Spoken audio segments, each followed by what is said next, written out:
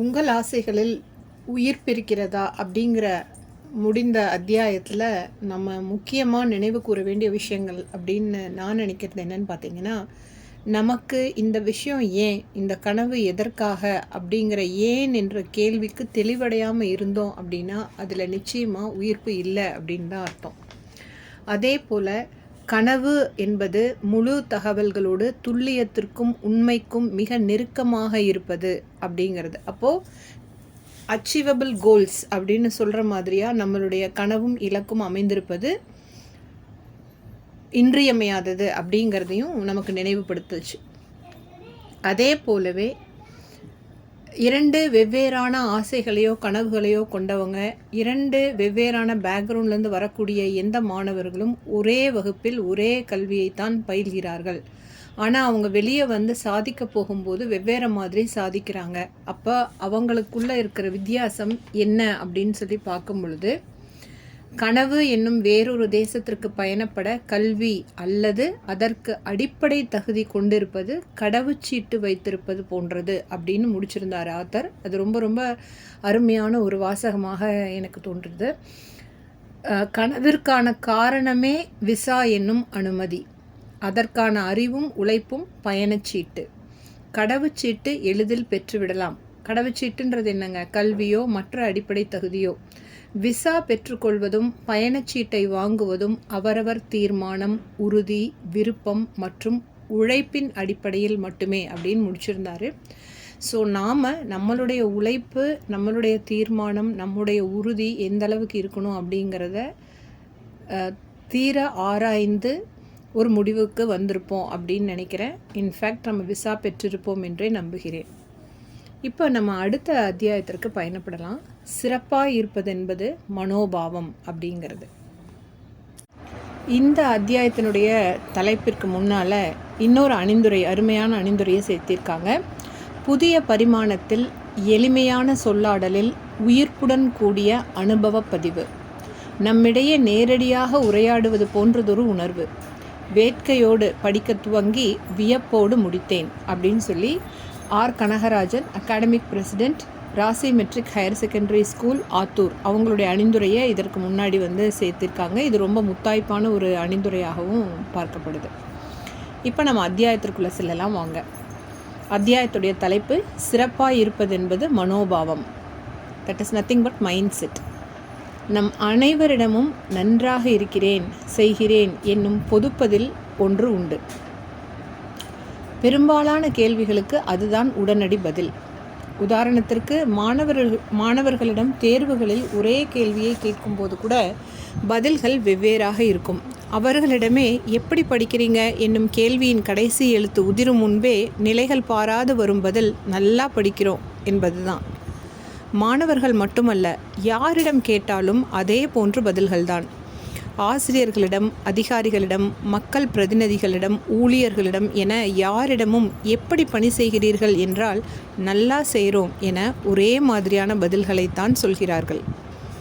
தேர்வில் ஒரே கேள்விக்கு விதவிதமாய் பதில் எழுதுகிற மாணவர்கள் அவர்களின் படிப்பு குறித்த கேள்விக்கு மட்டும் அச்சில் வார்த்தது போல் நல்லா படிக்கிறோம் என சொல்லும்போது அதில் இருக்கும் உண்மைத்தன்மை குறித்து சிந்திக்க வேண்டி வருகிறது.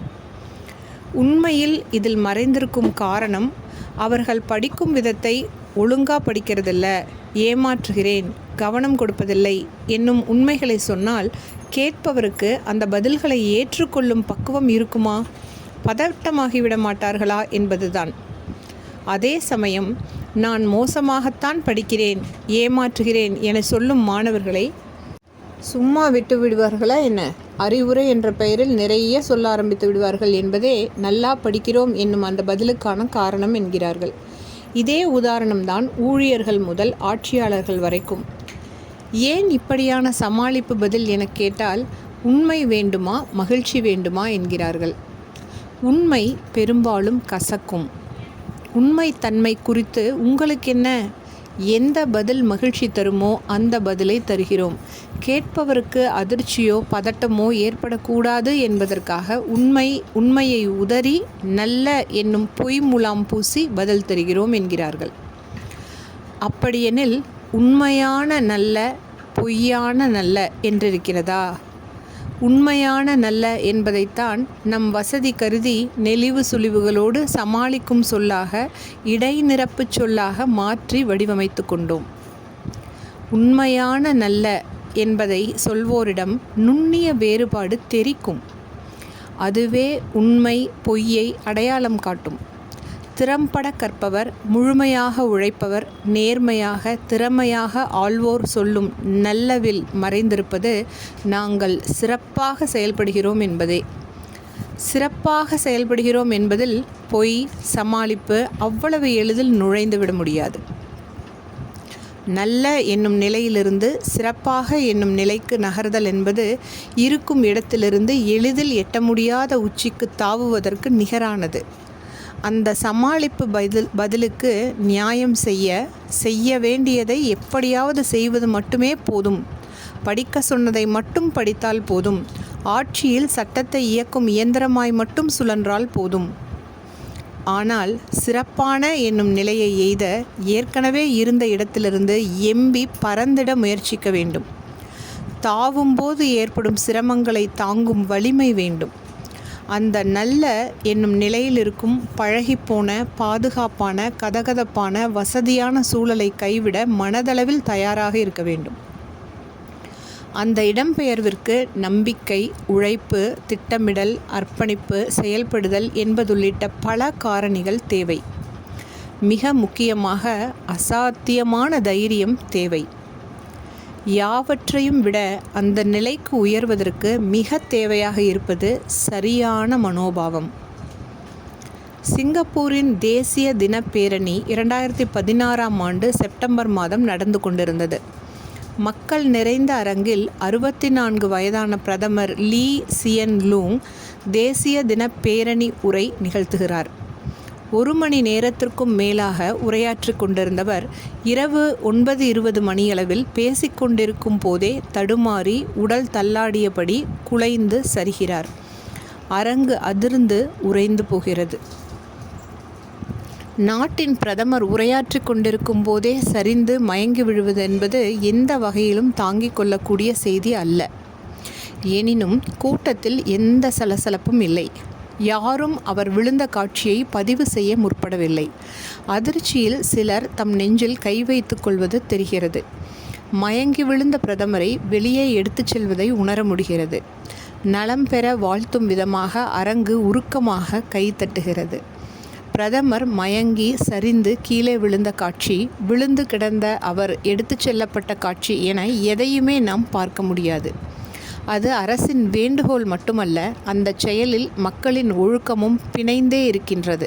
அந்த ஒழுக்கம்தான் சிங்கப்பூர். மருத்துவமனையில் சிகிச்சை பெறச் சென்ற பிரதமர் நலம் பெற்று வீடு திரும்பியிருப்பதன் பொதுவாக நடப்பது.